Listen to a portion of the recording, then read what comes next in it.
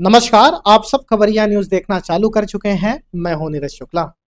Bharatiya Janata party के जिला अध्यक्षों की सूची लगातार जारी हो रही है।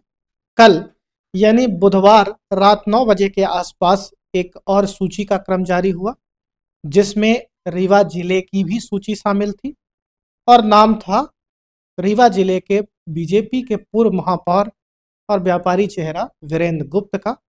उन्हें रीवा जिले की भारतीय जनता पार्टी की कमान सौंप दी गई। बधाइयों का सिलसिलों का तांता चालू हो गया। फोटो निकलने लगी और बधाई मिलने लगी। फोटो में सबसे ज्यादा अगर चर्चित फोटो निकल कर सामने आई और तमाम अगर उनके प्रशंसकों के उनके वर्ग के फोटो को आप देखें तो उसमें डिप्टी सीएम राजेंद्र शुक्ल साथ में नजर आ रहे हैं। और यहीं से हम इस कहानी की शुरुआत करते हैं कि आखिर क्या ये सब अचानक हुआ। अचानक नहीं हुआ।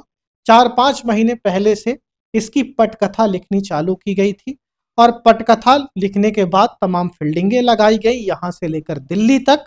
और रिजल्ट ये रहा कि जब रायशुमारी हुई, रायशुमारी में जब पत्ते खुले, खेमे बंदे में जब प्रत्याशियों के नाम की बातें आई, तो यह बात निकल कर सामने आई कि डिप्टी सीएम की तरफ से पैनल में सबसे ऊपर जो नाम गया है वह है रीवा के पूर्व महापौर व्यापारिक चेहरा वीरेंद्र गुप्ता का। वीरेंद्र गुप्त कॉन्फिडेंट नजर आ रहे थे। मीडिया कर्मी जब उनसे बात कर रहे थे तो उनका जो बॉडी लैंग्वेज था वो बता रहा था कि सब पहले कुछ फिट है, सारी चीजें फिक्स हैं और होना है तो केवल ऐलान बाकी, क्योंकि उनके पीछे खड़े हैं रीवा, विंध्य और मध्य प्रदेश में इस समय बीजेपी के सबसे ताकतवर चेहरे डिप्टी सीएम राजेंद्र शुक्ल। क्योंकि पिछले बार की जो घटना हुई थी, पिछले बार जिस तरह से जिला अध्यक्ष का ऐलान हुआ था और जो एक्सपीरियंस निकल कर सामने आया था, उसके बाद यह लाजमी भी था और ऐसा होता नजर भी आया। तो 4-5 महीने पहले ये सब कुछ हुआ, तमाम फील्डिंगें लगाई गई। कहा जा रहा है कि चूंकि रीवा जिले के अंदर भी भारतीय जनता पार्टी और हर पार्टी में ही अलग अलग गुट बटे होते हैं, तो यहाँ भी गुट है, सार्वजनिक तौर पर वो गुट नजर भी आते हैं।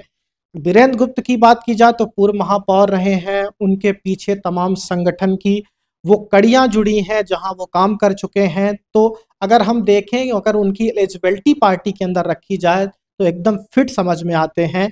लेकिन एलिजिबिलिटी बस मायने नहीं रखती है, क्रेडिबिलिटी भी मायने रखती है और कहीं ना कहीं ये पैमाना भी उस दौरान लगाया जाना था और लगाया भी गया। वीरेंद्र गुप्त ही क्यों? क्योंकि अब सबके मन में सवाल यह उठ रहा है कि आखिर वीरेंद्र गुप्त को ही क्यों आगे रखा डिप्टी सीएम ने और उनका यह दांव एकदम सटीक कैसे लग गया। वीरेंद्र गुप्त ही इस वजह से क्योंकि वह कहीं ना कहीं जरूरी भी थे और मजबूरी भी थे।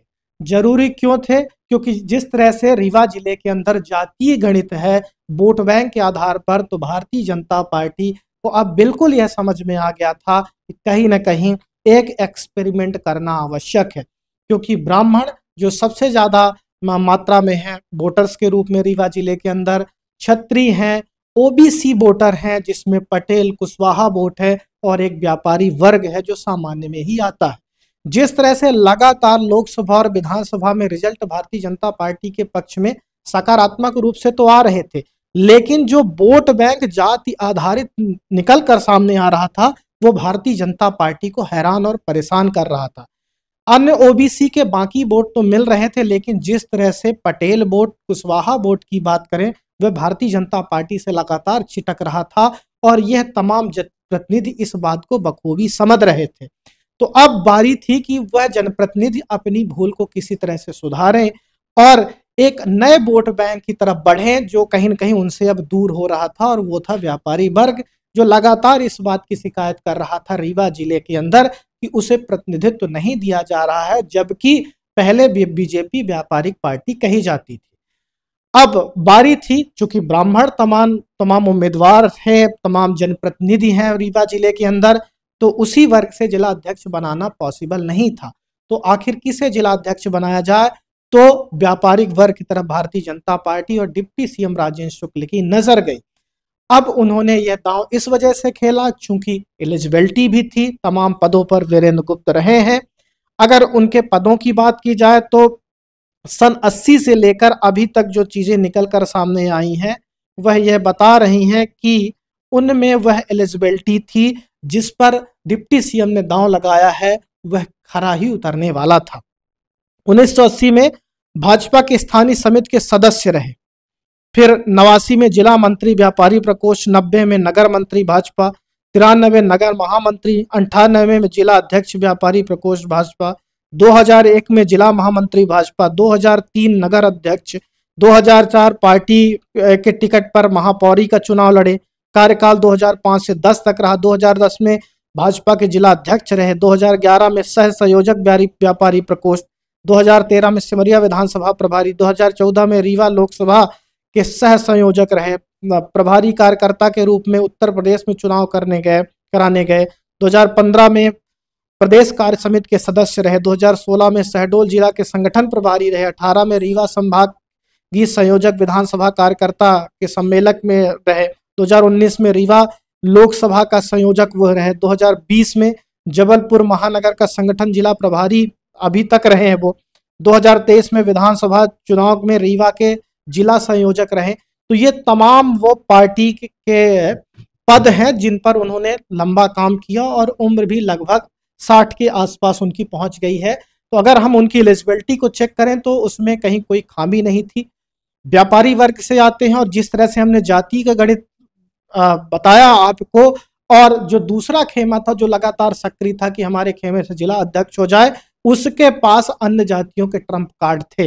हालांकि अगर हम वीरेंद्र गुप्त की बात करें जो पूर्व महापौर हैं, अब जिला अध्यक्ष हो गए हैं, कहें कि वो राजेश शुक्ल के गुट के थे तो ऐसा कहना भी बिल्कुल ठीक नहीं होगा। रीवा में भी गुटबाजी है, लेकिन वीरेंद्र गुप्त हर गुट के थे और कहीं थोड़ा थे और कहीं ज्यादा थे। लेकिन अब जो नाम की सहमति बननी थी और नाम की सहमति बनानी थी, उनमें एक ऐसा ये चेहरा थे जिनका विरोध हो सकता है सभी जनप्रतिनिधि ना करें, और ऐसा हुआ भी। जब नाम वीरेंद्र गुप्त का सामने आया तो लगभग सभी की सहमति बनती हुई नजर आई।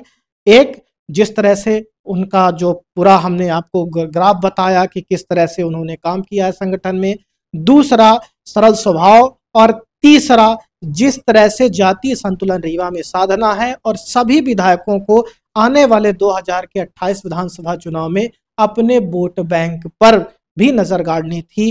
तो कुल मिला के डिप्टी सीएम ने जिस तरह से इस चेहरे को तराशा, उसे सामने लाया, और जो प्रयोग उन्होंने किया था एकदम सटीक बैठा।